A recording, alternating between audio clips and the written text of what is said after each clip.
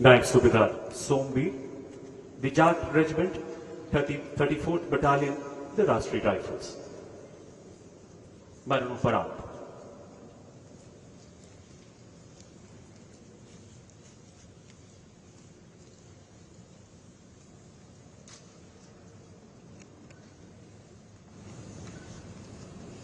नायब सूबेदार सोमवीर 34 राष्ट्रीय राइफल्स जाट की उस असॉल्ट टीम का हिस्सा थे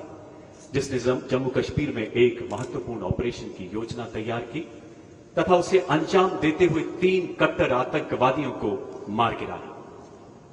लक्षित मकान की घेराबंदी करते समय नायब सूबेदार सोमवीर ने विशिष्ट सैन्य कुशलता तथा साहस का परिचय देते हुए आतंकवादियों के बच निकलने के सबसे संभावित रास्तों पर अपनी और अपने साथी की तैनाती की। एक आतंकवादी ने भीषण गोलीबारी के साथ साथ ग्रेनेड दागते हुए उस घेराबंदी को तोड़ने का प्रयास किया जिसमें उनका एक साथी गंभीर रूप से घायल हो गया। नायब सूबेदार सोमवीर ने अपने साथी को खतरे में देख स्वयं के प्राणों की परवाह न करते हुए जख्मी होने के बावजूद आमने सामने की लड़ाई में उस आतंकवादी सिंह हमारे साथ जुड़ गई हैं। श्वेता, आज का दिन काफी महत्वपूर्ण है। आज कई उन शहीदों को मरणोपरांत सम्मानित यहां पर किया जा रहा है जिनके परिवार वाले इस वक्त मौजूद हैं, लेकिन हमारे देश के लिए जो उन्होंने कुर्बानी दी है उसे कभी हम भुला नहीं सकते। इसके साथ ही साथ आज वीर चक्र से सम्मानित किया जाएगा अभिनंदन को भी, वो अभिनंदन जिन्होंने देश का नाम न सिर्फ हमारे देश में बल्कि विदेशों में भी एक तरह से गौरवान्वित किया है। श्वेता जी, विंग कमांडर उस समय जब उन्होंने पाकिस्तान की उस F-16 को शूट डाउन किया था और आज की तारीख में ग्रुप कैप्टन अभिनंदन वर्तमान, जो कि वीर चक्र जिसका ऐलान पहले किया जा चुका था, लेकिन आज राष्ट्रपति रामनाथ कोविंद एक इन्वेस्टिचर सेरेमनी में उन्हें वीर चक्र प्रदान करेंगे। श्वेता, जिस तरह से हम जानते हैं अलग अलग शांति काल और युद्ध काल के लिए अलग अलग पुरस्कार होते हैं जो सेनाओं के अफसरों सैनिकों सबको दिए जाते हैं। वीर चक्र एक ऐसा सम्मान होता है जो युद्धकालीन होता है। अब अगर हम पाकिस्तान के साथ उस समय की परिस्थिति को भी देखें तो किसी जंग का ऐलान नहीं हुआ था, लेकिन जो हुआ था वो किसी जंग से कम नहीं हुआ था, क्योंकि पाकिस्तान की तरफ से बालाकोट के बाद जिस तरीके से गतिविधियां हुई हैं, जिस तरह से भारतीय वायुसेना ने वहां पर जाकर बालाकोट में सारे जो आतंकी अड्डे थे उन्हें तबाह किया था अपने विमानों की बमबारी के जरिए मिराज 2000 ले जाकर, उसका जवाब देने के लिए पाकिस्तान ने रुख किया हिंदुस्तान की सीमा को पार करने की। उसने सोचा कि जिस तरह से हमारे विमान वहां पर चले गए थे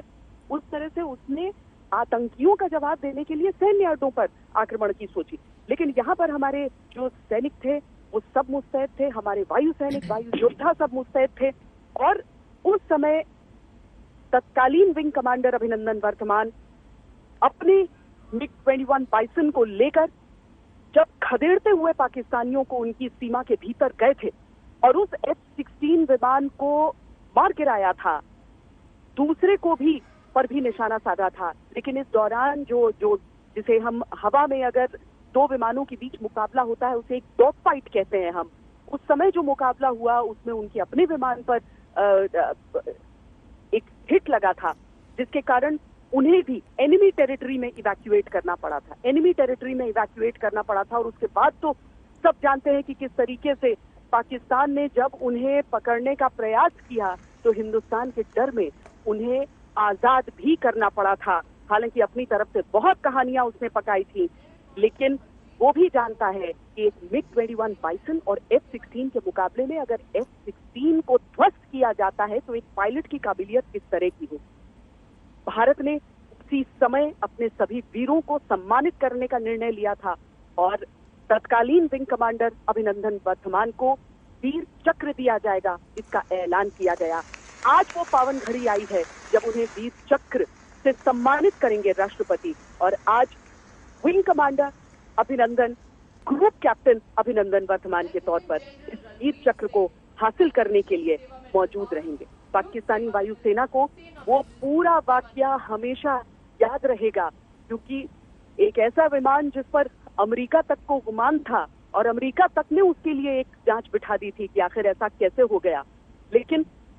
उन्हें तो इतिहास में भी इन चीजों को याद रखना चाहिए, जब हमने अपने छोटे विमानों से भी पाकिस्तान के बड़े विमानों को ध्वस्त किया है, चाहे 1971 का युद्ध हो जाए जहां पर नैक विमानों के जरिए हमने सेबर जेट्स को पाकिस्तान के सबक सिखाया था और उन्हें ध्वस्त किया था, या फिर अब MiG-21 बाइसन बनाम F-16 जो कि जनरेशन का भी मुकाबला नहीं है, यानी कि वो चौथे जनरेशन या तीसरे जनरेशन के विमानों की हम बात कर रहे हैं। अब इस जो सम्मान उन्हें आज आधिकारिक तौर पर दिया जाएगा, इसकी भी आहट, इसकी भी सुगबुगाहट आपको पाकिस्तान में सुनाई देगी, जो कि एक अपनी जनता को लुभाने के लिए एक फर्जी कहानी से कोशिशें करता है। लेकिन किस तरीके से विंग कमांडर उस पार गए थे, F-16 को मार भी गिराया था, आराम से चाय की चुस्कियों के बीच उन्होंने जवाब भी दिए थे और पूरी तरीके से एक भारतीय अफसर के सम्मान किस तरीके से उसका गर्व रहता है, वैसे उन्होंने सवालों का सामना किया था। और उसके बाद निकलकर वापस आए थे, अट्टारी वाघा बॉर्डर को क्रॉस करते हुए भारत की सीमा में जब दाखिल हुए थे, चेहरे पर चोट के निशान तो थे, लेकिन सीना बिल्कुल चौड़ा था, कंधे ऊंचे थे और अपनी उन गौरवान्वित करती हुई मूंछों के साथ, जिसे देखकर पाकिस्तान सिहर उठे, उनके साथ जब वो भारतीय सीमा में वापस दाखिल हुए थे, तो सीधे तौर पर हर एक व्यक्ति उस समय, उस लम्हे को, उस वीरता को, उस शौर्य को जज्ब कर लेना चाहता था। आज एक औपचारिक ऐलान है उस शौर्य का,